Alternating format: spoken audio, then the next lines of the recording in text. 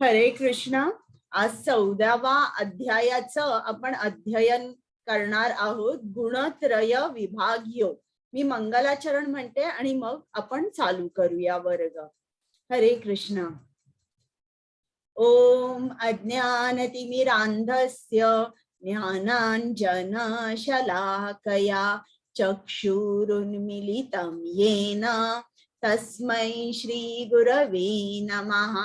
श्रीचैतन्यमनोभीष्टं स्थापितं येन भूतले स्वयं रूप गदामह्यं ददाति स्वपदान्तिकम्. नम ओं विष्णुपादाय कृष्ण पृष्ठाय भूतले श्रीमते भक्ति वेदांत स्वामी इति नामिने. नमस्ते सारस्वते देवे गौरवाणी प्रचारिणे निर्विशेष शून्यवादी पाश्चात्य देश तारिणे. हे कृष्णा करुणा सिंधु दीनबंधु जगतपते गोपेश गोपिका कांत राधा कांत नमोस्तुते. तप्त कांचन गौरांगी राधे वृंदावनेश्वरी वृषभानुसुते देवी प्रणमामि हरिप्रिये. जय श्री कृष्ण चैतन्य प्रभु नित्यानंद श्री अद्वैत गदाधर श्रीवासादि गौर भक्त वृंद. हरे कृष्ण कृष्ण कृष्ण हरे हरे हरे राम राम राम हरे हरे. सर्वांचं स्वागत आहे. बघता बघता 2 आठवडे झाले. आता फक्त 4 अध्याय राहिले. किती पटपट दिवस गेले. आता हा अध्याय आहे गुणत्रय विभाग योग. आता या शब्दाचा अर्थ सांगते. गुण म्हणजे संस्कृत शब्द आहे, त्याचा अर्थ म्हणजे दोरी. आणि 3 गुण आहेत किंवा 3 दोऱ्यांनी हा आत्मा जो आहे हा बद्ध होतो. ते 3 गुण कोणकोणते आहेत आणि त्याची चिन्हे काय आहेत, त्याचे परिणाम काय होतात, हे आपण अगदी विस्ताराने बघणार आहोत. प्रथम ज्यांच्या आनंदासाठी मी तुम्हाला भगवद्गीता सांगते, ज्यांच्या आनंदासाठी तुम्ही तासभर बसून भगवद्गीता ऐकता, त्या शिशी राधा गोविंदांना आपण साष्टांग नमस्कार करूया. कृष्ण कृपामूर्ती श्रील प्रभुपादजींनी आपल्यासाठी गीता सोप्या शब्दात लिहून ठेवली. जर त्यांनी आपल्यासाठी गीता लिहिली नसती तर हा उपक्रम घडला नसता. म्हणून श्रील प्रभुपादांना दंडवत प्रणाम. त्यांचे आशीर्वाद घेऊन आपण 14वा अध्यायाचा आपण अभ्यास चालू करूया. आपण बघितलं नामानिष्ठ प्रभूजी आणि प्रेमा माताजी ज्यांनी मला ट्रेनिंग दिलं, स्लाइड्स तयार केल्या, या दोघांनाही माझा साष्टांग नमस्कार. आमचे को-होस्ट, ऍडमिन आणि टेक्निकल टीम यांच्या सहकार्यामुळे मी हा वर्ग घेऊ शकते. त्यांना सुद्धा प्रणाम आणि मनापासून धन्यवाद.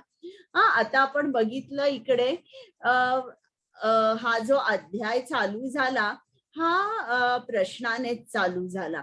अर्जुनाचे 6 प्रश्न होते. कोणी मला सांगू शकेल का ते कोणकोणते प्रश्न होते? एखाद दुसरा जरी आठवला तरी चालेल. तुम्ही अनम्यूट करू शकता.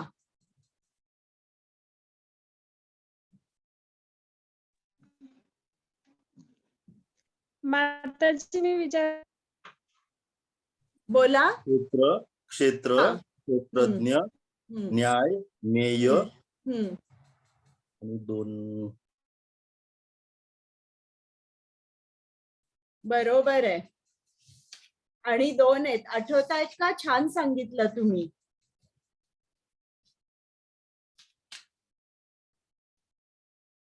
सांगा.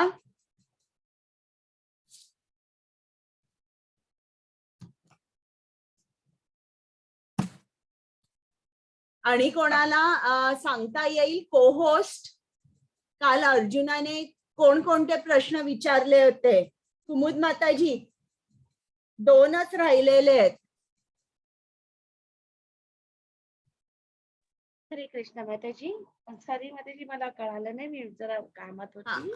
अर्जुनाने काल कोणते 6 प्रश्न विचारले? प्रश्न आणि कोणी आता कोणी सांगितलं होतं? ओके, नाही, मी तुम्हाला विचारते.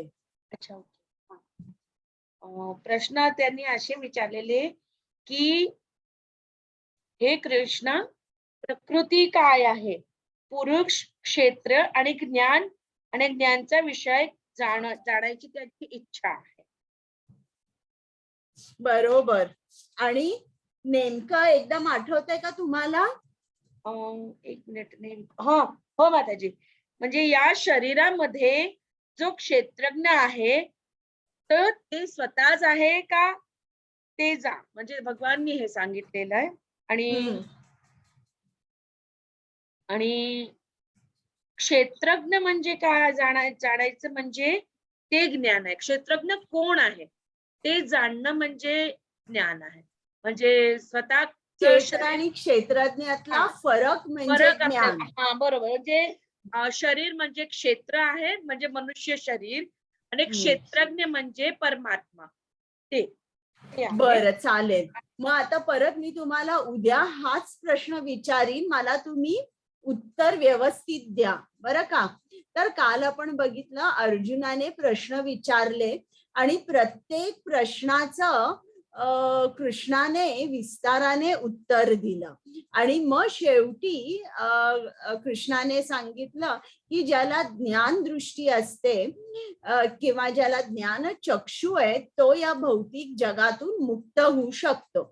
आणि काल मी तुम्हाला प्रकृती बद्दल थोडस सांगितलं आणि जास्त मी एक्सप्लेनेशन दिलं नाही, कारण हा जो अध्याय आहे हा अध्याय समजला तुम्हाला की हे जे सगळे श्लोक आहेत जे प्रकृती आणि तिच्या 3 गुणांवर आहेत ते तुम्हाला आज जास्त चांगले समजतील. तर आज कृष्ण काय सांगणार आहे की 3 गुणांनी आत्मा बद्ध कसा होतो. मग या 3 गुणांची वैशिष्ट्ये, कृती आणि गुणांमध्ये मृत्यू आल्यावर तो जीवात्मा कुठे जातो आणि या गुणाच्या पलीकडे कसं जायचं. हरे कृष्ण. माधवी माताजी वाचा. हरे कृष्ण. धन्य भगवान म्हणाले, सर्व ऋषीमुनींनी परम सिद्धी प्राप्त केलेली आहे हे जाणून मी तुम्हाला परम ज्ञान सर्व ज्ञानापेक्षा श्रेष्ठ ज्ञान पुन्हा सांगेन. हरे कृष्ण. आता 9वा अध्याय होता तेव्हा कृष्णाने अर्जुनाला सांगितलं मी तुला राजविद्या, ज्ञानांचा राजा, परम गुह्य ज्ञान देणार आहे. मग आता इकडे 14व्या अध्यायात कृष्ण अर्जुनाला सांगत आहे की आता मी तुला परम ज्ञान देणारे जे सर्व ज्ञानापेक्षा श्रेष्ठ आहे.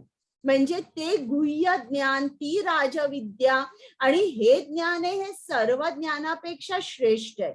म्हणजे आता इकडे कृष्ण आपल्याला सांगणार आहे की हे ज्ञान जेव्हा तुम्हाला प्राप्त होईल तेव्हा तुम्हाला परम सिद्धी मिळेल. परम सिद्धी किंवा परफेक्शन, तुम्ही पूर्णावस्थेला पोचाल.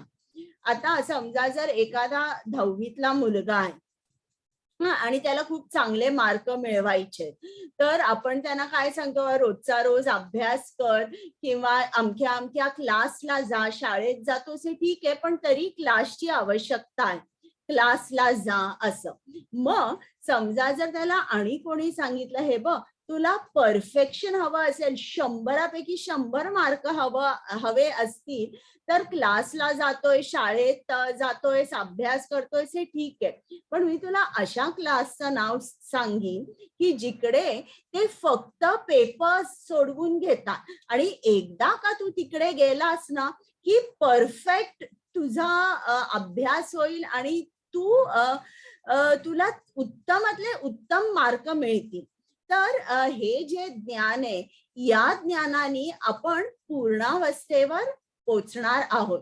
इकडे त्यांनी स्लाइड दाखवलेली आहे. तर या स्लाइड मध्ये हे 9 नव योगेंद्र आहेत. हे जे 9 ऋषी आहेत, हे ऋषभ देवांचे पुत्र आहेत आणि त्यांना परमसिद्धी प्राप्त झाल्यामुळे ते कुठेही या ब्रह्मांडात किंवा इतर ब्रह्मांडामध्ये सुद्धा फिरू शकतात. आणि हे जे योगेंद्र आहेत, हे कुठे कुठे जातात, कुठे कुठे फिरतात. जिकडे जिकडे कृष्णाची स्तुती चालू आहे, कृष्णासाठी यज्ञ चालू आहे, कृष्णाची कथा चालू आहे, तिकडे तिकडे ते जातात. असेच एकदा ते निमी राजाच्या महालात आले, कारण तिकडे यज्ञ चालू होता. निमी राजाने त्यांचं स्वागत केलं, त्यांना आसन दिलं बसायला आणि त्यांची पादपूजा करून नम्रपणे त्यांना प्रश्न विचारला की मी भागवत धर्माचं पालन कसं करू आणि मला कृपा करून तुम्ही सांगा की मी कृष्णाची भक्ती कशी करू ज्याने कृष्ण माझ्याकडे आकर्षित होईल. बघा, तेव्हाचे जे राजे होते ते प्रश्न सुद्धा कसे विचारायचे. तर अशा तऱ्हेने हे ज्ञान मिळाल्यावर तुम्हाला परम सिद्धी प्राप्त होते. आता जे परफेक्शन आहे तुम्हाला, तुम्ही जेव्हा ज्ञान मिळवता आणि जेव्हा तुम्हाला त्या ज्ञानामध्ये परफेक्शन हवं असतं, तर हे जे आध्यात्मिक ज्ञान आहे यातलं परफेक्शन म्हणजे काय की आपल्याला कृष्ण प्राप्ती होणे किंवा आपण कृष्णाकडे पूर्ण शरण जाणे म्हणजे परफेक्शन ऑफ नॉलेज, म्हणजे पूर्णावस्था.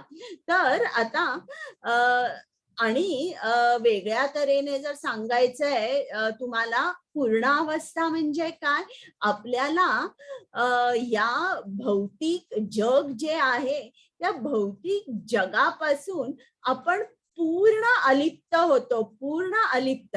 आणि या भौतिक जगापासून पूर्ण अलिप्त होताच आपल्याला आपल्या इंद्रियांवर पूर्ण संयम ठेवता येतो. कारण आता अलिप्त झाल्यावर ही जी इंद्रिय आहेत ही विषयांकडे अजिबात पळत नाही.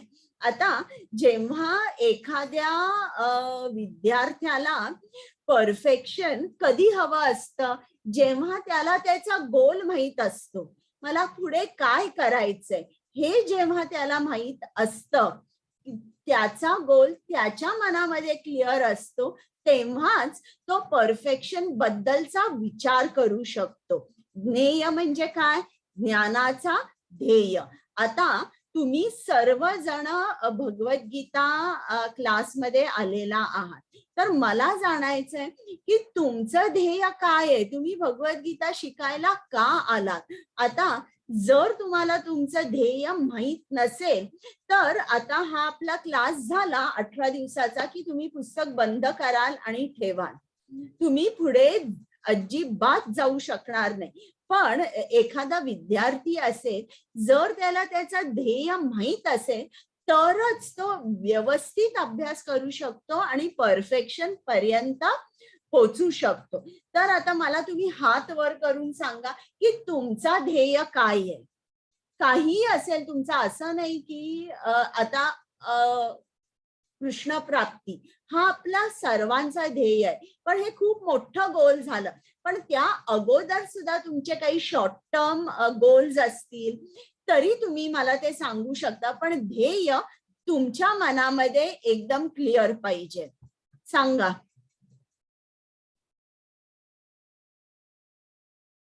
कोणी नाही? हरे कृष्ण.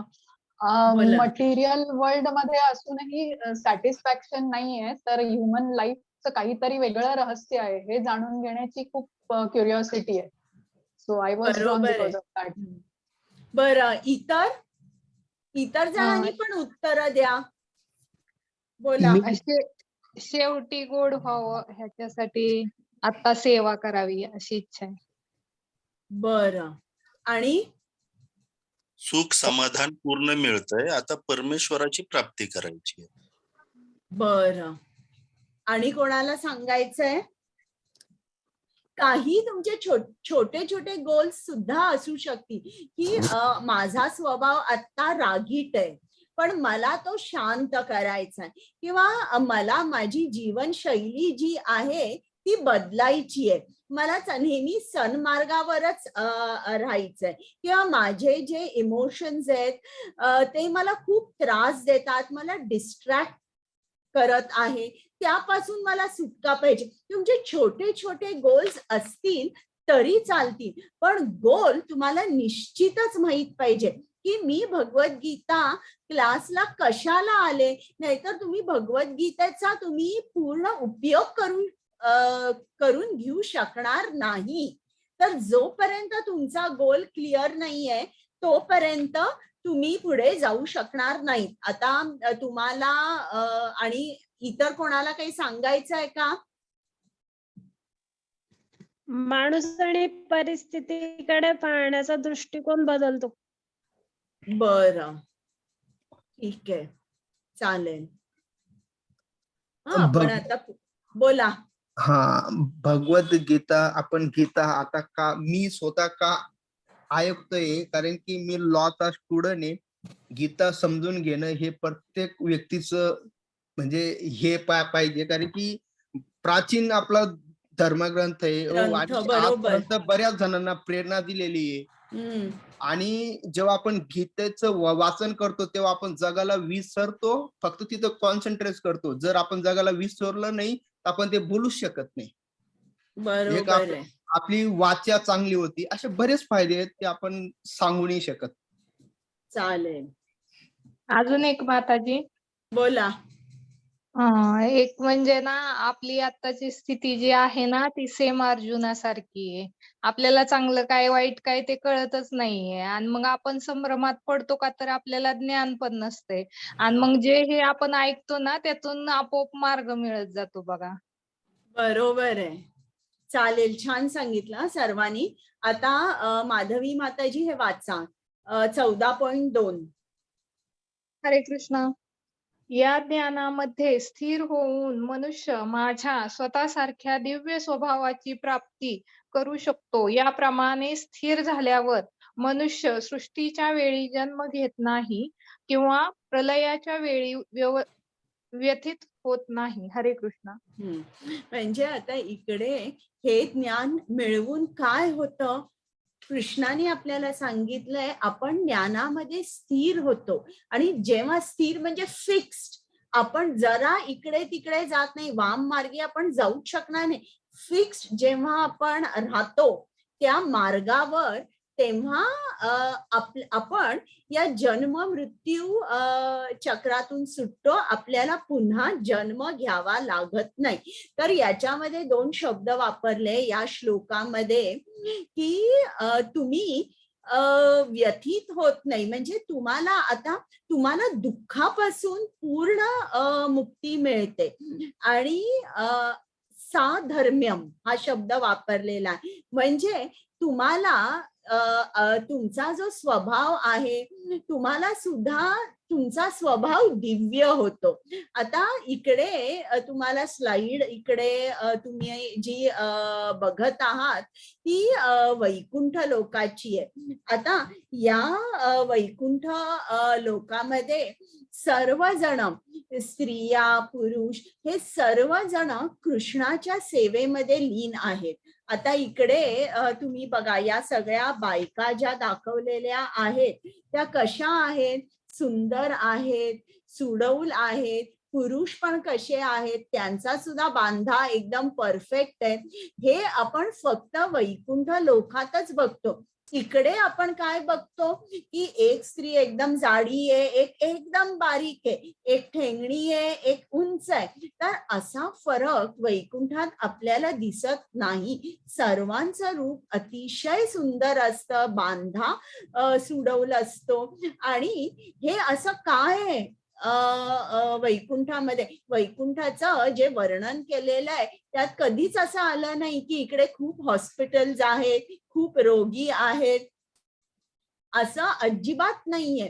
मग इकडे ही जे सर्व स्त्रिया पुरुष आहेत ते त्या परिपूर्णाच्या सेवेमध्ये असतात, परिपूर्णाची भक्ती करत असतात, म्हणून स्वतः सुद्धा ते पूर्ण असतात प्रत्येक ऍस्पेक्ट मध्ये त्यांनी परफेक्शन मिळवलेलं असतं. तर आता भक्ती विनोद ठाकूर असं म्हणतात की भागवतम मध्ये वैकुंठ लोकाचं, गोलोक वृंदावनाचं खूप खूप सुंदर वर्णन केलेलं आहे. मला वेळ मिळाला ना उद्याला तर मी तुम्हाला थोडंसं वाचून दाखवेन. तर खूप सुंदर वर्णन केलेलं आहे. परंतु ते म्हणतात की आपल्यासारखे जे सामान्य जन असतात ते अजिबात आकर्षित होत नाहीत हे सर्व वाचून. कुमुद माताजी तुम्हाला जायचं आहे का? हो माताजी, येस येस. बरं. तर आकर्षित होत नाहीत. आपण का आकर्षित होत नाही? आता समजा जर इकडे मी तुम्हाला स्लाइड दाखवली स्वित्झर्लंडची आणि खूप सुंदर सुंदर देश आहे, हवा सुंदर आहे, खायला खूप छान आहे, तर आपण एकदम आकर्षित होतो आणि आपण सुद्धा मनातल्या मनात प्लॅन करतो की आपण 2 वर्षांनी इकडे जाऊया का, असं आपण मनातल्या मनात प्लॅनिंग करतो. पण वैकुंठाच्या कितीही सुंदर स्लाइड्स दाखवल्या तरी आपल्यासारखे जे जीव आहेत ते आकर्षित होत नाही. का आकर्षित होत नाही? कारण आपल्या हृदयामध्ये अनर्थ असतं, 6 अनर्थ असतात. या अनर्थामुळे आपण वैकुंठ लोकामधल्या स्लाइड जर तुम्ही बघितल्या, त्याचं वर्णन वाचलं तर तुम्ही ते वाचाल, छान आहे म्हणाल, पुस्तकं बंद करा. तेच तुम्हाला स्वित्झर्लंडचं मी जर पुस्तक दिलं, स्लाइड्स दाखवल्या, तर लगेच तुम्ही कॅल्क्युलेशन करा की मी आता पैसे इतके इतके दर वर्षाला सेव्ह करीन, दर महिन्याला, आणि 2 वर्षांनी मात्र मी नक्की स्वित्झर्लंडला जाईन. तर इकडे त्यांनी सांगितलंय की हे ज्ञान आता जे आपल्याला मिळणार आहे, या ज्ञानाने आपण भक्ती मार्गावर स्थिर होतो. भक्ती मार्ग आपण कधीच सोडत नाही. सर्व योनिषु कौन्तेय मूर्तया संभवन्ति याः तासां ब्रह्म महद्योनि अहं बीजा प्रदपिता. हरे कृष्ण. हे कौंतेया, भौतिक प्रकृतीमध्ये जन्म घेऊन सर्व योनी प्रकट होत असतात आणि मी बीज प्रदान करणारा पिता आहे. हरे कृष्ण. आता इकडे आपल्याला बघा, भौतिकाचं केवढं आकर्षण असतं की नाही आकर्षण, तर ते आकर्षण का असतं त्याचं इकडे उत्तर दिलंय. इकडे जी भौतिक प्रकृती आहे, ती जी प्रकृती आहे ती जणू काही आपली माता आहे. ती आपल्याला जन्म देते, ती आपल्यासाठी शरीर तयार करत आहे. तर ज्याप्रमाणे लहान बाळाला, तान्ह्या बाळाला आपल्या आईचं खूप असतं बघा, लहान असलेलं बाळ आईशिवाय वडिलांकडे सुद्धा राहत नाही, त्याला आईच लागते, कारण आईने त्याला जन्म दिला असतो. तर आईकडे ते बाळ खूप छान, आनंदी, शांत राहतं. अगदी त्याचप्रमाणे आपल्याला सुद्धा या भौतिकाचं आकर्षण असतं, पण ते कसं असतं आपल्याला ज्ञान नसल्यामुळे. श्रील प्रभुपाद सांगतात, एक विंचूचं उदाहरण देतात की जी मादी विंचू आहे ती अंडी घालते एका तांदळाच्या ढिगामध्ये आणि मग ती जाते आणि तिकडनं विंचू बाहेर येतो अंड्यातून, आणि तो जो विंचू असतो त्याला काय वाटतं, हे जे तांदूळ आहेत ना, हीच माझी आई आहे, हा जो तांदळाचा ढीग आहे हीच माझी आई आहे, आणि हे ज्ञान नाहीये, हे अज्ञान आहे. आणि मग आपल्याला आपण त्याच्या पलीकडे विचार केला पाहिजे की खरा आपला पिता माता हा फक्त कृष्णच आहे. हे जेव्हा तुम्ही भगवद्गीता वाचाल, भागवतम वाचाल, इतर ग्रंथ वाचाल, तेव्हा तुम्हाला लक्षात येईल की भौतिक प्रकृतीचं आकर्षण आपल्याला अज्ञानामुळे असतं.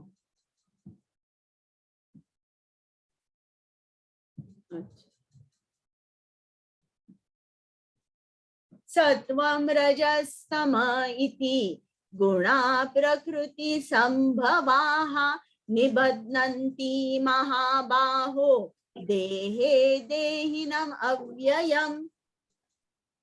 हरे कृष्ण. भौतिक प्रकृती सत्व, रज आणि तम या 3 गुणांनी बनलेली आहे. हे महाबाहू अर्जुना, जेव्हा जीव प्रकृतीच्या संपर्कात येतो तेव्हा या त्रिगुणामुळे तो बद्ध होतो. हरे कृष्ण. आता बघा, हा जो श्लोक आहे ना खूप महत्वाचा आहे की ज्या क्षणी आपला जन्म होतो त्या क्षणी आपण प्रकृतीच्या संपर्कात येतो आणि प्रकृती आपल्याला बद्ध करते.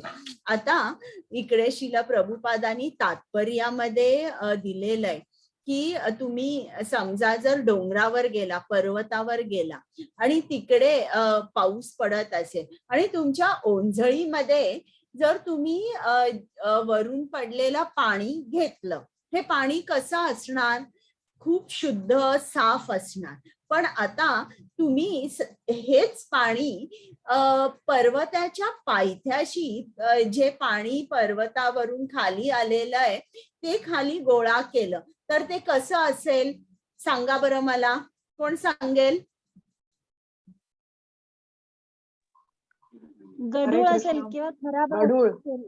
बरोबर, त्यात माती, दगड वगैरे असतील.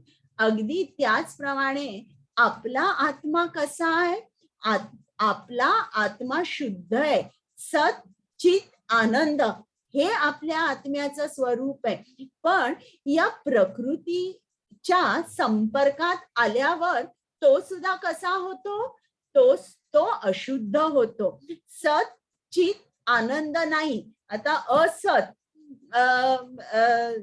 चित म्हणजे ज्ञान, आपण म्हणजे अज्ञानाने परिपूर्ण असतो. आनंद, आपण कसे असतो? निरानंदी असतो. म्हणजे एकदम आपण जे सुंदर साफ शुद्ध असतो ना, आता मात्र प्रकृतीच्या संपर्कात आल्यावर आपण पूर्ण अशुद्ध होतो. मग श्रील प्रभुपाद आणि एक उदाहरण देतात की ते म्हणतात की आपल्या मानवांची जी नॅचरल स्टेट आहे हेल्थची, आरोग्याची, ती म्हणजे कशी की आपण निरोगी असतो. पण जेव्हा आपल्यामध्ये रोग येतो, रोग आल्यानंतर तो रोग काय करतो? आपल्याला कंट्रोल करतो. बघा, समजा जर एखाद्याला ऍसिडिटी झालीये आणि माझ्या घरी असे गृहस्थ आले आणि मी त्यांना पावभाजी नाही तर बटाटे वडे दिले, ते म्हणतील नको, मी हे खाऊ शकणार नाही. जर मी आत्ता खाल्लं तर मला रात्री झोप नाही येणार आणि ते खाऊ शकत नाही. एखाद्या बाईला आर्थरायटिस झाला असेल आणि ती तिच्या मैत्रिणींबरोबर ट्रेकिंगला गेली असेल तर ती पर्वत बघून म्हणेल की मी या पर्वतावर चढू शकणार नाही, तुम्ही सगळेजण चढा, मी आपला गाडीमध्ये बसेन. तर आता रोग डिसाइड करतो कोण काय करणार. एखाद्या गृहिणीला सुद्धा जर ताप आला तर ती सकाळी उठू शकत नाही, नवऱ्यासाठी मुलांसाठी डबा करू शकत नाही. म्हणजे आता तो ताप तो ठरवतो की ही बाई झोपणार आहे की उठून काम करणार आहे. तर अगदी त्याचप्रमाणे जेव्हा आपण या 3 गुणांनी बद्ध होतो तेव्हा हे गुण ठरवतात, आपली ऍक्टिव्हिटी ठरवतात आणि आपण काय करायचं, सगळं हे गुण ठरवतात. आता हे गुण काय आहेत? सत्वगुण म्हणजे काय, रजोगुण म्हणजे काय आणि तमोगुण म्हणजे काय, आपण आता नीट जाणून घेऊया. तत्र सत्वं निर्मलत्वात् प्रकाशकम् अनामयम् सुख संगेन बध्नाति ज्ञान संगेन चानघ. हरे कृष्ण. हे अनघ अर्जुना, सत्वगुण इतरांपेक्षा निर्मळ असल्यामुळे प्रकाशमयी आहे आणि हा मनुष्याला सर्व पापातून मुक्त करतो. जे सत्वगुणामध्ये स्थित आहेत ते सुख आणि ज्ञानाच्या भावनेने बद्ध होतात. हरे कृष्ण. आता सत्वगुण म्हणजे चांगुलपणाचा गुण. या सत्वगुणामुळे काय होतं, जो सत्वगुणी माणूस असतो बघा, तो स्वतःच्या सेल्फ डेव्हलपमेंटसाठी वेळ देतो. तो शास्त्र उघडतो, वेद उपनिषद उघडतो, या जीवनाची मूल्य काय आहेत हे तो जाणून घेतो. आणि या ज्ञानामुळे तो कसा असतो, तो कधीही चुकीची कर्म करत नाही.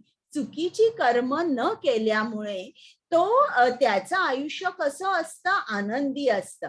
त्याला माहित असतं काय बरोबर आहे, काय चूक आहे. चुकीच्या गोष्टी न केल्यामुळे, पाप न केल्यामुळे त्याला आनंद मिळत असतो या जीवनात. पण आता आनंद जरी त्याला मिळत असेल तरी तो असा विचार करतो, आता मी कृष्णाकडे कशाला जाऊ, हे भौतिक जग चांगलं आहे, काही वाईट नाही आहे, इकडे मी कम्फर्टेबल आहे, मला ज्ञान आहे, मी आनंदी आहे, मला कृष्णाकडे कशाला जायला पाहिजे. म्हणजे ज्ञानाने आणि सुखाने हा बद्ध होतो आणि हा कृष्णाकडे जायचा विचार करत नाही. अगदी जर मी तुम्हाला साधं उदाहरण दिलं की या भौतिक जगामध्ये जी माणसं खूप शिकलेली असतात बघा, सायंटिस्ट म्हणा, जे रिसर्च करतात किंवा मोठे मोठे तज्ञ आहेत, तर अशी माणसं जी असतात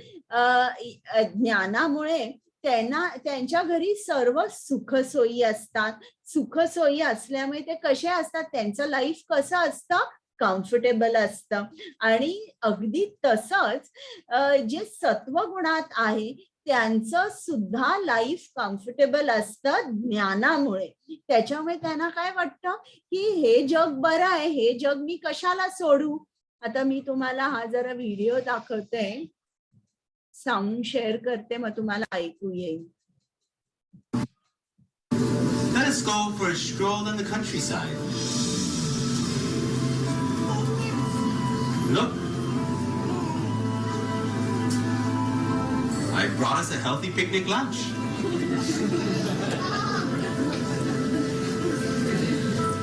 The air is clean here, so peaceful. Here we can get away from the agitating elements of the city. तर हा सत्वगुणातला माणूस आहे. आता पुढचा श्लोक मी वाचते.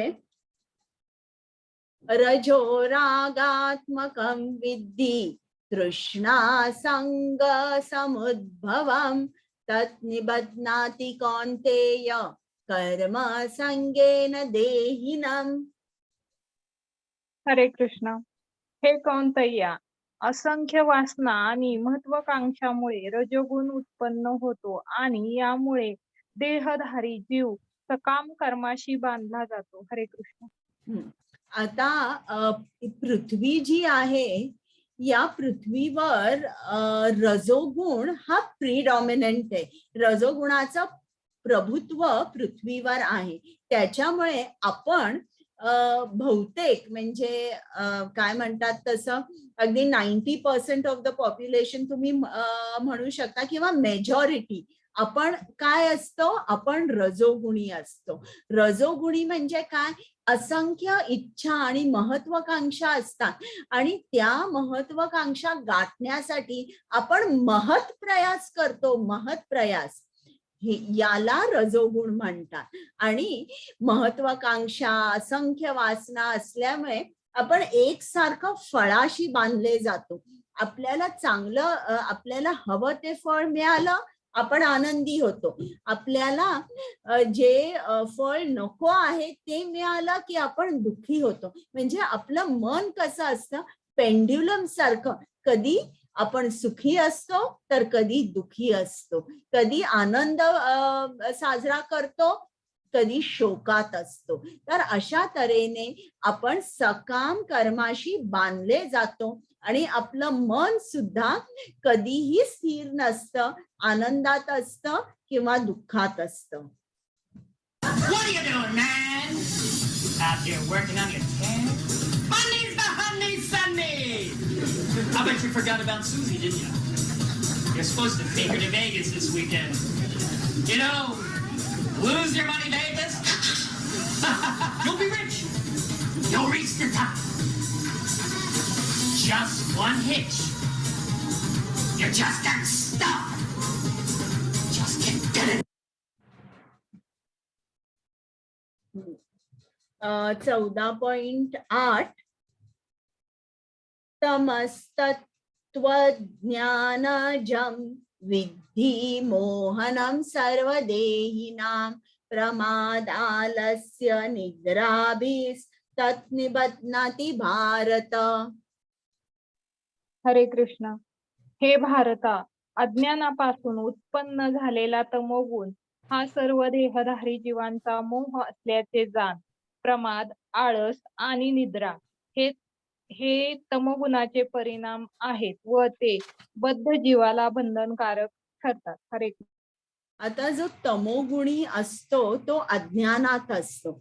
अज्ञानात असल्यामुळे तो कसा असतो, त्याच्या अंगामध्ये आळस, निद्रा खूप असते.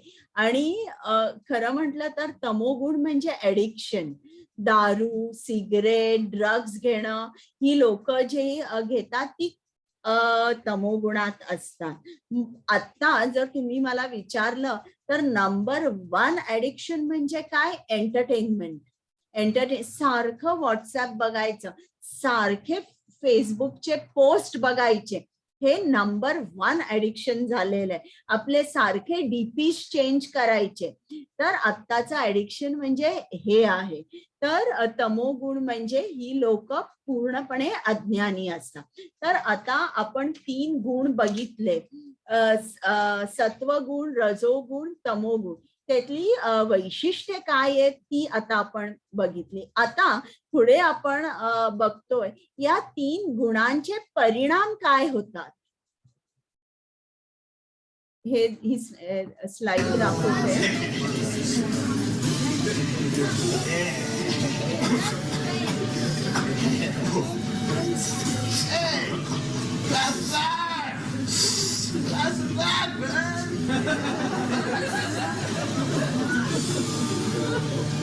I think you just need to chill with me.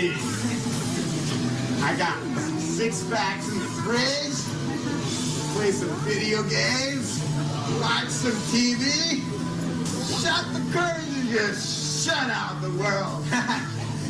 Sounds good, huh?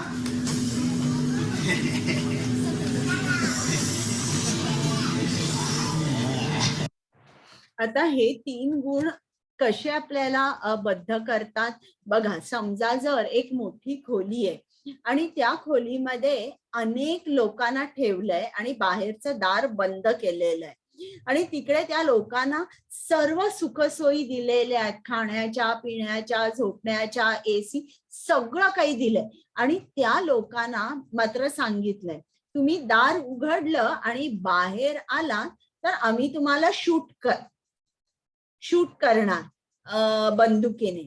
तर आता जो मूर्ख माणूस आहे तोच आतमध्ये त्या खोलीमध्ये एन्जॉय करेल ना सर्व काही. पण जो ज्ञानी आहे तो काय विचार करेल, आता मला या खोलीतून बाहेर कसं जायचं हा मार्ग मला शोधायला पाहिजे. जो ज्ञानी आहे तो म्हणेल, जे मूर्ख आहेत ते एन्जॉय करतील त्या खोलीमध्ये. आपण त्या मूर्ख लोकांसारखे आहोत. या भौतिक जगामध्येच आपण एन्जॉय करायचा प्रयत्न करतोय, पण आपण विचार करत नाही की या भौतिक जगातून सुटण्याचा सुद्धा एक मार्ग आहे. चला मी तो मार्ग शोधते. आपण हा विचार करत नाही. सत्वं सुखे संजयति रज कर्मणि भारत ज्ञानम आवृत्य तु तम प्रमादे संजयत्युत. हरे कृष्ण.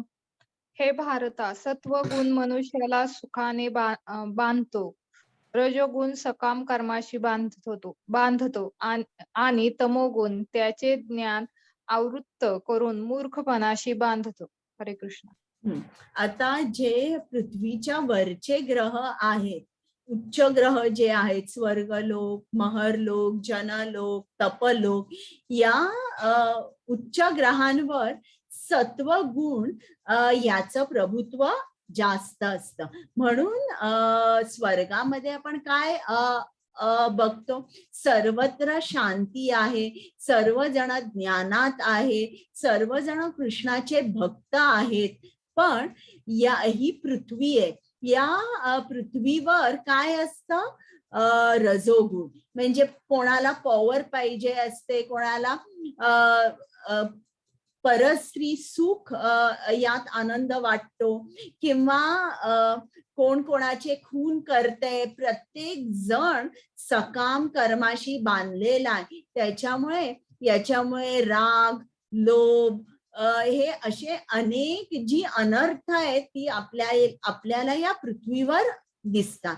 तमोगुणाला त्यांनी अज्ञान म्हटलेलं आहे, आणि म्हणून त्यांनी इकडे चित्र दाखवलंय पशु. जे पशु योनीमध्ये, वृक्ष योनीमध्ये असतात ते मात्र पूर्ण तमोगुणात असतात, अज्ञानी असतात, कारण ते कृष्णाच्या विस्मरणात राहतात. हरे कृष्ण. हरे कृष्ण. हे भारता, कधी कधी रजोगुण व तमोगुण यांचा पाडाव करून सत्वगुण प्रमुख होतो. कधी कधी रजोगुण सत्व आणि तम यांचा पाडाव करतो, आणि इतर वेळी तमोगुण सत्व आणि रज यांचा पाडाव करतो. याप्रमाणे वर्चस्वासाठी निरंतर स्पर्धा सुरू असते. हरे कृष्ण.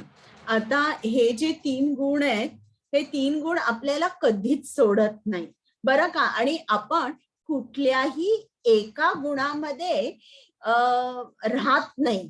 आपल्यामध्ये कधीतरी सत्वगुण असतो, कधीतरी रजोगुण असतो, कधीतरी तमोगुण असतो. तर या 3 गुणामध्ये स्पर्धा चालू असते, आणि प्रत्येक गुण आपल्याला त्यांच्या जवळ ओढत असतो. आणि या गुणांचा प्रभाव फक्त आपल्यावर नाही, मानवांवर नाही, पशूंवर, पक्ष्यांवर, वृक्षांवर, सर्व, म्हणजे जी दिवसावर रात्र असते, किंवा दिवसाच्या प्रत्येक प्रहर जो असतो त्याच्यावर सुद्धा या गुणांचा प्रभाव पडतो. म्हणून सकाळची वेळ असते, ब्रह्ममुहूर्ताची वेळ, साधारण 4 ते 6 या वेळेला सत्वगुणाचं प्रभुत्व जास्त असतं.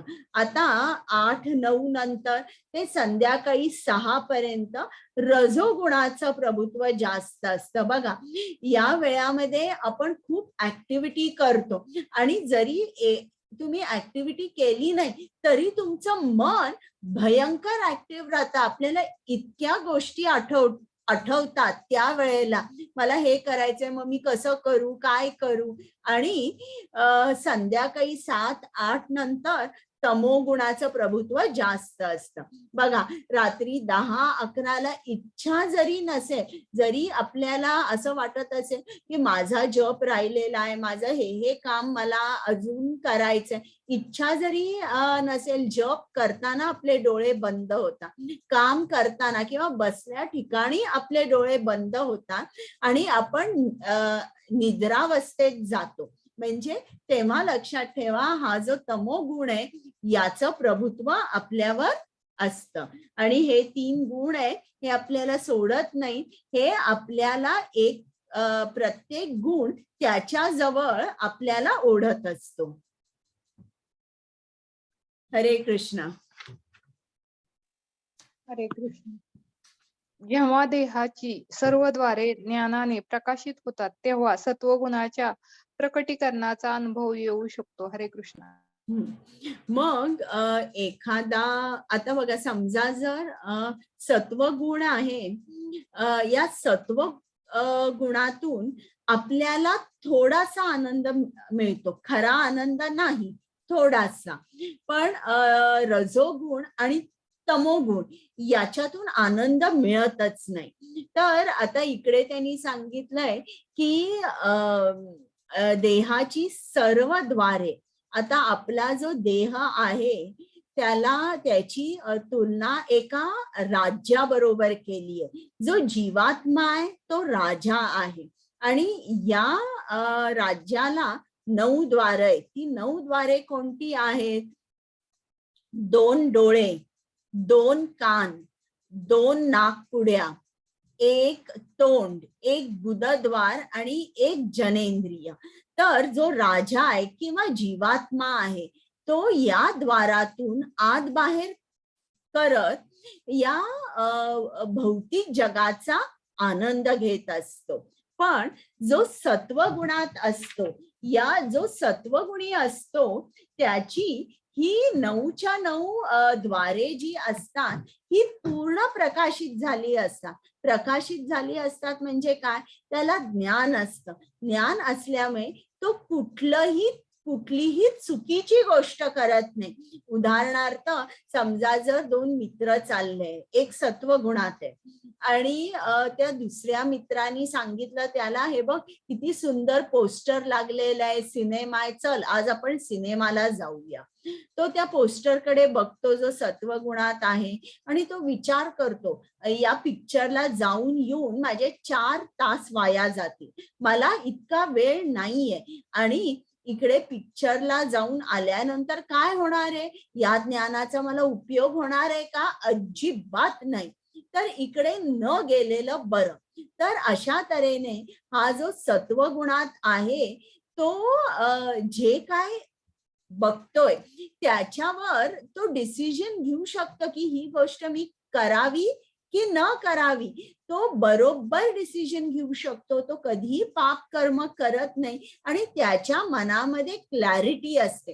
ही जी क्लॅरिटी असते या क्लॅरिटीमुळे त्याचे 9चे 9 द्वार जे आहेत ते पूर्ण तऱ्हेने प्रकाशमान असतात.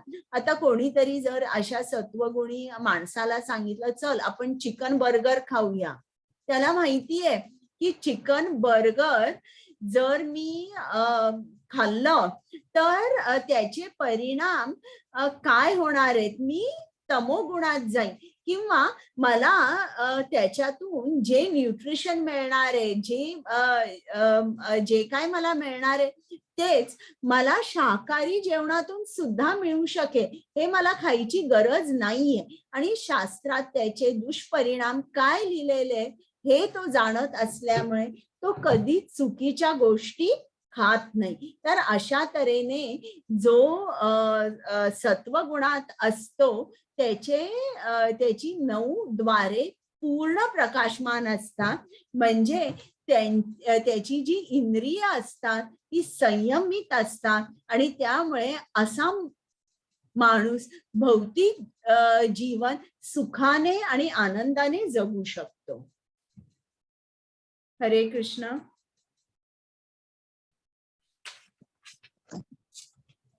हरे कृष्ण. हे भरत श्रभ, जेव्हा रजोगुणामध्ये वृद्धी होते तेव्हा अत्याधिक आसक्ती, सकाम कर्म, महत् प्रयास, अनियंत्रित इच्छा आणि लालसा इत्यादी लक्षणे उत्पन्न होतात. हरे कृष्ण. बघा, हे तर तुम्हाला सगळ्यांना माहितीये की हे सगळं आपल्याला सिनेमामध्ये दिसतं. आजूबाजूला काय चालू असतं हे दिसतं ना आपल्याला, की अनियंत्रित इच्छा, लालसा, हे सगळं ही रजोगुणाचे हे परिणाम आहेत. हरे कृष्ण. हरे कृष्ण. हे कुरुनंदना, जेव्हा तमोगुणामध्ये वृद्धी होते तेव्हा अंधकार, निष्क्रियता, मूर्खपणा आणि मोह हे प्रकट होतात. हरे कृष्ण. बघा, इकडे त्यांनी ड्रग ऍडिक्ट दाखवलेला आहे. तर अज्ञानी माणूस कसा असतो की तो काही विचार करत नाही की हे जर मी दारू, सिगरेट, ड्रग्ज घेतले तर काय होईल, म्हणून याला मूर्खपणा म्हटलेलं आहे. आणि ही तर लोक पशुतुल्य असतात. ते म्हणजे या लोकांना श्रीमद भागवतम मध्ये द्विपद पशु असं म्हटलेलं आहे. त्यांना तर आध्यात्मिकाच्या ज्ञानाच्या जवळपास सुद्धा ते कुठेही जाऊ शकत नाही. आणि खरं म्हटलं तर असे जे तमोगुणी असतात ना, त्यांना फक्त एखादा गुरु या तमोगुणातून बाहेर काढू शकतो. हरे कृष्ण. जेव्हा मनुष्याचा सत्वगुणामध्ये मृत्यू होतो तेव्हा तो महर्षीच्या उच्चतर पवित्र ग्रह लोकांना प्राप्त होतो. हरे कृष्ण. आता आपल्याला कृष्ण अर्जुनाला सांगणार आहे की त्या गुणामध्ये जर तुम्हाला मृत्यू आला तर तुमचं पुढे काय होतं. तर जर सत्व गुणामध्ये मृत्यू आला तर आपण उच्च ग्रहांवर जातो. आता इकडे त्यांनी एक स्लाइड दाखवली आहे. तर इकडे नारद मुनी आहेत बरं का. जेव्हा ब्रह्मदेवानी ही सृष्टी निर्माण केली तेव्हा त्यांना 2 पुत्र होते.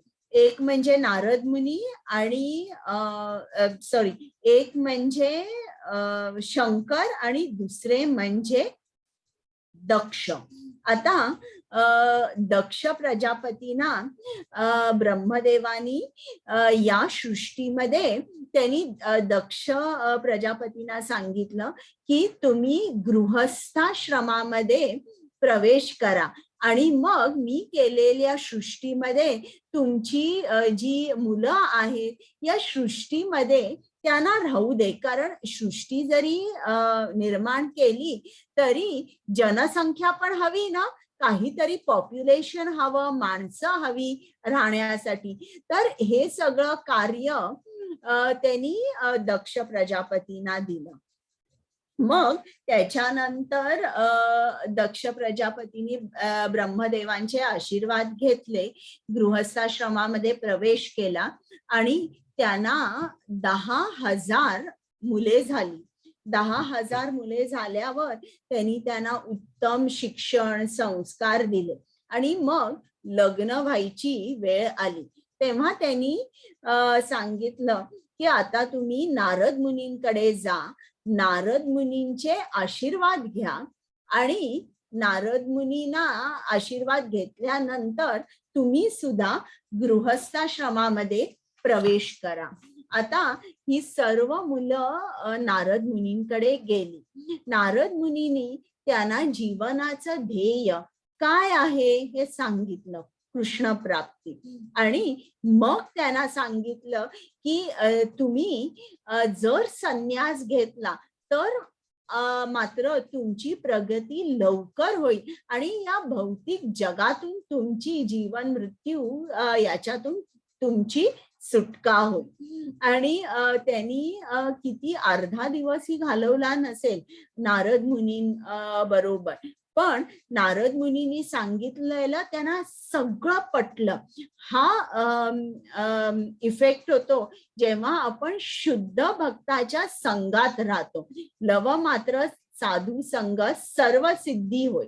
ही मुलं मग दक्ष प्रजापतींकडे गेली आणि दक्ष प्रजापतींना सांगितलं की आम्हाला लग्न करायचं नाही आणि त्यांनी संन्यास घेतला आणि घर सोडून ते गेले. मग दक्ष प्रजापतीला खरं म्हटलं तर हे काय आवडलं नाही, त्याला थोडा रागच आला. मग परत त्याला 5,000 मुलं झाली. 5,000 मुलं झाल्यावर त्या मुलांना त्यांनी उत्तम शिक्षण संस्कार दिले. आता परत त्यांचं लग्नाचं वय आल्यावर त्यांनी या 5,000 मुलांना सांगितलं तुम्ही नारद मुनीचे आशीर्वाद घ्या. परत हे नारद मुनींकडे गेले 5,000 मुलं आणि नारद मुनींना नमस्कार केला आणि सांगितलं आम्हाला गृहस्थाश्रमामध्ये प्रवेश करायचा. मग नारद मुनींनी त्यांना सांगितलं की परत या जीवनाचं ध्येय म्हणजे काय आहे. तुम्ही जन्म घेतला पण आता तुम्हाला कृष्ण प्राप्ती केली पाहिजे, नाहीतर तुमचं जीवन म्हणजे व्यर्थ आहे. मग असं म्हटल्यानंतर पुढे नारद मुनींनी सांगितलं, तुमचे जे मोठे भाऊ होते तुम्ही त्यांच्या पावलांवर पाऊल ठेवून चाललं पाहिजे, कारण तुम्ही धाकटे आहात. तर या मुलांना 5,000 मुलांना सर्वांना पटलं आणि त्यांनी सुद्धा संन्यास घेतला. आता मात्र दक्ष खूप क्रोधित झाला आणि त्यांनी नारद मुनींना आशीर्वाद शाप दिला की माझं गृहस्थाश्रम जीवन तुम्ही फुलू देत नाहीये आणि अशामुळे मी तुम्हाला शाप देतो की तुम्हाला कधीही राहायला कुठलंही फिक्स रेसिडेन्स नसेल, कुठलंही घर नसेल. तुम्हाला या अख्ख्या ब्रह्मांडात राहायला तुम्हाला कुठलंही घर नसेल. तुम्ही एकसारखे फिरत राहाल. मग श्रील प्रभुपाद त्यांच्या शिष्यांना सांगत होते की हे बघा, आपण या ब्रह्मगौडीय वैष्णव परंपरेत आहोत. तर नारद मुनींना हा शाप दिला आणि ही परंपरा जी आहे, जी कृष्णाने ब्रह्मदेवानी नारद मुनींना असं सांगून ती आली आहे. तर कुठल्याही घरी बघा, जी फॅमिली इस्टेट असते ती सुद्धा कशी असते, आजोबा जे असतात ते आपल्या मुलाला हे करतात, ती इस्टेट देतात. मग तो जो मुलगा आहे तो आपल्या मुलांना, मग तो मुलगा आपल्या मुलांना, असं करून ती इस्टेट जाते.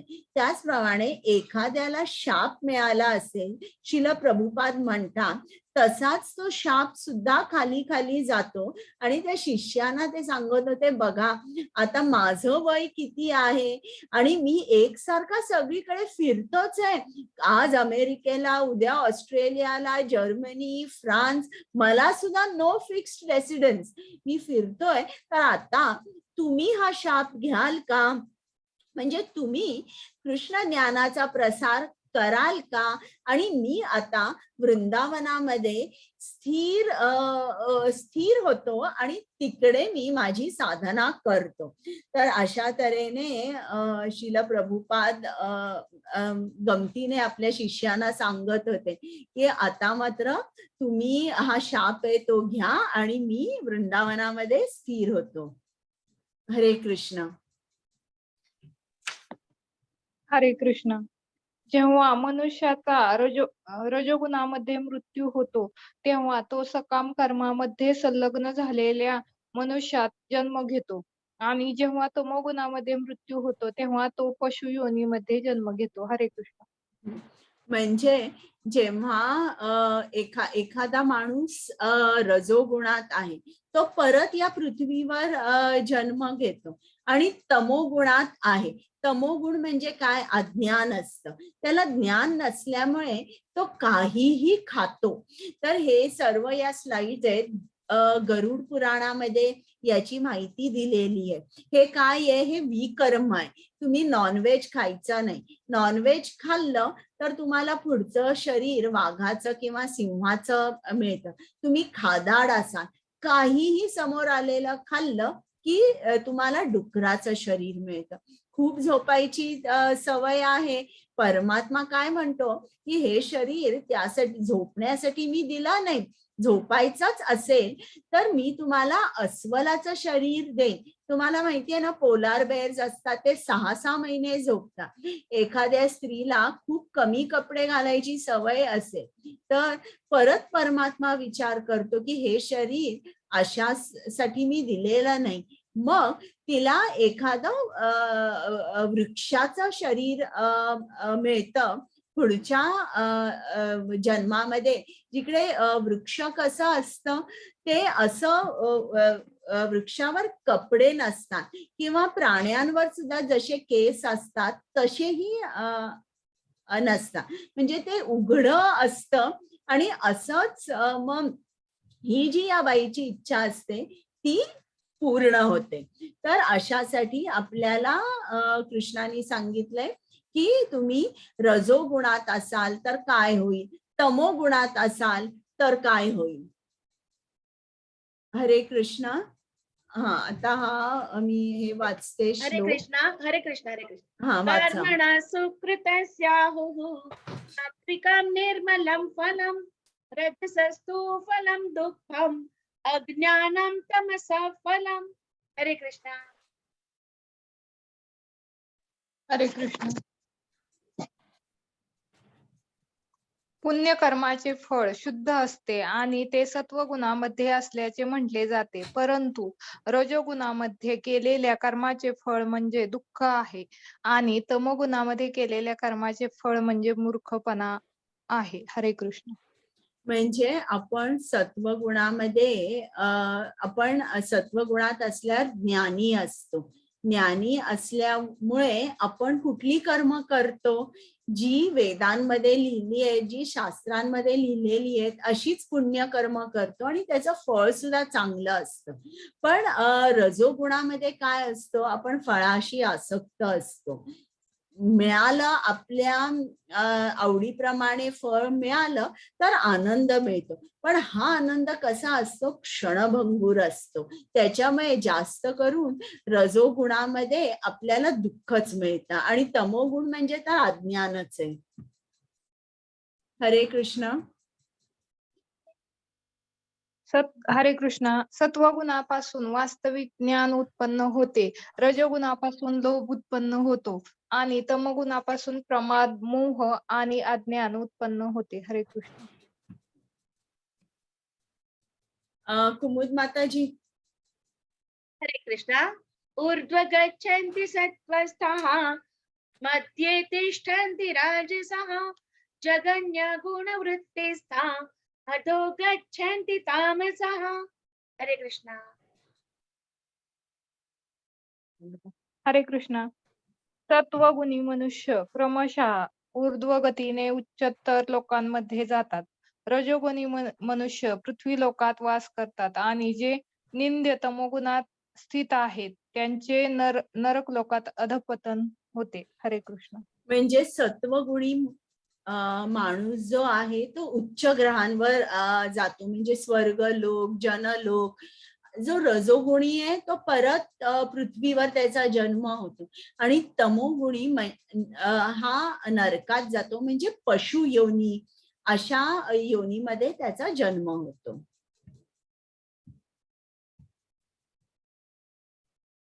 हरे कृष्ण.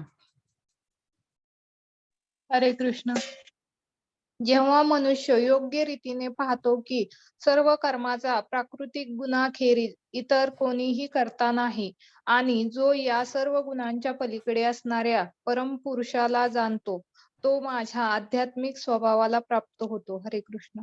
आता ज्याला समजतं हे गुण काय आहेत, तो हे गुण आपल्याला बद्ध करतात. या गुणातून सुटण्याचा एक मार्ग आहे, जे ज्याला ते समजतं त्यालाच कृष्णाची प्राप्ती होऊ शकते. आता हे मी तुम्हाला सांगितलंय ना, हा गोलोकचा चार्ट आहे, हा तुम्ही बघितला असेल. परत PDF मध्ये तुम्ही बघू शकाल की आपण या 3 गुणांनी यात बांधलेलो आहोत. हा ब्रह्मांड आहे बरं का. आणि याच्यातून म्हणजे मी तुम्हाला सांगितलं ना, एक मोठी खोली आहे, आतमध्ये अनेक सुखसोयी आहेत. त्या खोलीच्या बाहेर आल्यावर तुम्हाला शूट केलं जाईल. आता आपण या खोलीत बसून आनंदात राहू का? आपल्याला माहिती आहे की मरण आहे, आपण तसंच करतोय. हे जे भौतिक जग आहे, या भौतिक जगात आपण खूपच आनंदाने राहतो. याच्यातून सुटण्याचा मार्ग शोधत नाहीये, तर मार्ग एकच आहे. जेव्हा आपण हरे कृष्ण कृष्ण कृष्ण हरे हरे, हरे राम राम राम हरे हरे, तेव्हा आपण जेव्हा हा मंत्र म्हणतो तेव्हा ही जी त्रिगुणात्मक माया आहे, सत्वगुण, रजोगुण आणि तमोगुण, ही आपल्याला बांधू शकत नाही. आणि या ज्या दोऱ्या आहेत या कृष्णाच्या हातात जातात, म्हणजे आपल्याला कृष्ण प्राप्ती होते. ज्या क्षणी आपण हरे कृष्णा महामंत्राचा जप करायला लागतो, भक्ती मार्गावर चालतो, त्या क्षणी ही त्रिगुणात्मक माया आपल्याला काही करू शकत नाही. हरे कृष्ण. हरे कृष्ण. जेव्हा देहधारी जीव भौतिक शरीराशी संबंधित या त्रिगुणांच्या पलीकडे जाण्यास समर्थ होतो, तेव्हा तो जन्म, मृत्यू, जरा आणि त्यापासून होणाऱ्या दुःखातून मुक्त होऊन या जीवनात अमृताचा उपभोग घेऊ शकतो. आवाज येतोय ना?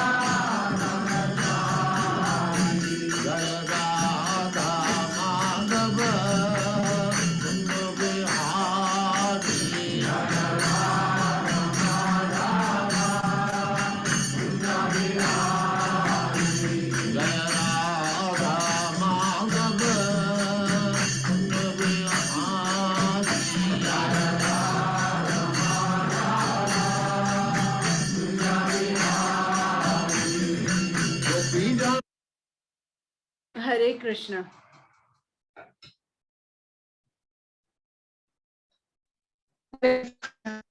अर्जुनाने विचारले, हे प्रभू, तुमचा आवाज येत नाहीये नीट. कुमुद माताजी वाचता का? अर्जुनाने विचारले, हे प्रभो, त्रिगुणाच्या अतीत असणारा मनुष्य कोणत्या लक्षणाने ओळखला जातो, त्याचे आचरण कसे असते आणि तो प्रकृती गुणांच्या पलीकडे कसा जातो? हरे कृष्ण. आता अर्जुनाला समजलंय या 3 गुणाने मला बद्ध केलेलं आहे. आता या 3 गुणांपासून माझी सुटका कशी होईल, तो आता अर्जुनाचा प्रश्न आहे. आता बघूया उत्तर. कुमुद माताजी. हरे कृष्णा. श्री भगवान म्हणाले, हे पांडुपुत्र, जो प्रकाश, आसक्ती आणि मोह याची उपस्थिती असताना त्याचा द्वेष करत नाही किंवा ते नाहीसे झाले तरी त्याची आकांक्षा करत नाही, जो त्रिगुणाच्या प्रभावामध्येही अविचलित आणि निश्चल राहतो आणि केवळ त्रिगुणच सक्रिय आहेत हे जाणून उदासीन आणि दिव्य राहतो, जो आत्मस्थित आहे आणि सुख दुःखाला सारखेच मानतो, जो मोती, दगड आणि सोन्याकडे समदृष्टीने पाहतो, तो प्रिय आणि अप्रिय याच्याबद्दल समभाव राखतो, तो धीर आहे आणि स्तुती व निंदा, मान व अपमान याकडे समभावाने पाहतो, जो मित्र आणि शत्रू यांच्याशी सारखेच वर्तणूक करतो आणि ज्याने सर्व भौतिक कर्माचा परित्याग केला आहे त्या मनुष्याला गुणातीत म्हटले जाते. हरे कृष्ण. म्हणजे जो माती, दगड आणि सोन्याकडे समदृष्टीने पाहतो, निंदा, स्तुती, मान, अपमान यांच्याकडे समभावाने पाहतो, मित्र, शत्रू यांच्याकडे सुद्धा समभावाने बघतो, म्हणजे जो या भौतिकाशी पूर्ण अलिप्त झालेला आहे असा जो आहे तो गुणातीत होऊ शकतो. मग अलिप्त कसं व्हायचं? तुम्ही हरे कृष्ण महामंत्र म्हणायचं, तुम्ही प्रभुपादांची पुस्तकं वाचायची, तुम्ही भजन करायचं. अशा तऱ्हेने हळू आपल्याला कृष्णाची गोडी उत्पन्न होते आणि या भौतिक जगापासून आपण हळूहळू अलिप्त होतो. हरे कृष्ण. कुमुद माताजी. हरे कृष्णा. मां च यो व्यभिचारेण भक्तियोगेन सेवते सगुणान् समतीत्येतान् ब्रह्म भूयाय कल्पते. हरे कृष्णा. जो मनुष्य सर्व परिस्थितीत एकनिष्ठ होऊन पूर्णतया भक्तीमध्ये संलग्न होतो तो तत्काळ त्रिगुणाच्या पलीकडे जातो आणि ब्रह्मस्तरापर्यंत उन्नत होतो. हरे कृष्ण. म्हणजे जो भक्तीमध्ये असतो, भक्ती कोणाची? फक्त कृष्णाची. जर तुम्ही अशी भक्ती केली, ज्या अनन्य भक्ती केली, ज्याप्रमाणे आपल्याला कृष्णाने सांगितले, मनमना भव मद्भक्तो मद्याजी माम नमस्कुरु, तुम्ही माझंच चिंतन करा, मलाच नमस्कार करा, माझीच पूजा करा.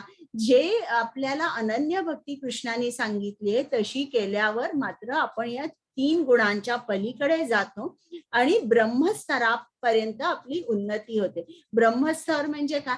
प्रत्येक भूतामध्ये आपल्याला तोच परमात्मा दिसतो, तोच एक ब्रह्म दिसतो, त्याला ब्रह्मस्तर म्हणतात. हरे कृष्ण. हरे कृष्णा. ब्रह्मणो हि प्रतिष्ठाहम् अमृतस्य व्ययस्य च शाश्वतस्य च धर्मस्य सुखस्य एकांतिकस्य च. हरे कृष्णा. आणि परम सुखाची स्वाभाविक स्थिती असणाऱ्या अमृत, अव्यय आणि शाश्वत निर्विशेष ब्रह्मज्योतीचा आधार मी आहे.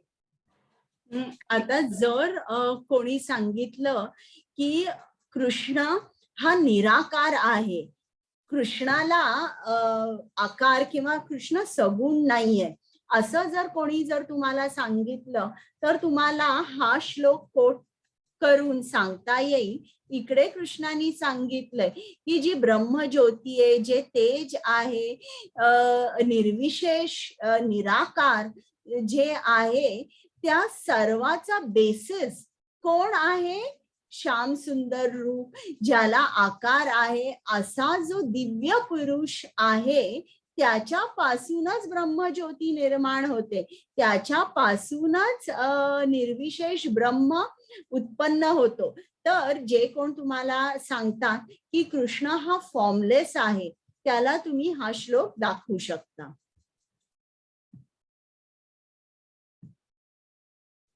म्हणून इकडे त्यांनी हे दाखवलंय, हे हा लाईट दाखवलेला आहे.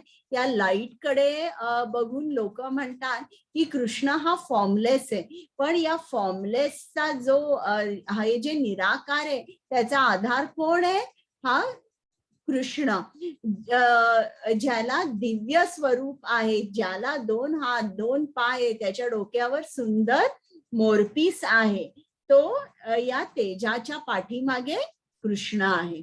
तर आजचा आपला अध्याय झाला. आज आपण काय शिकलो की 3 गुण आत्म्याला बद्ध कसे करतात, या 3 गुणांची वैशिष्ट्ये कोणकोणती आहेत आणि त्याचे परिणाम काय होतात, या गुणांमुळे माणूस कोणती कृती करतो आणि या गुणांमध्ये मृत्यू आल्यावर काय होतं. आणि मग आपण बघितलं की आपण गुणातीत कसे होऊ शकतो.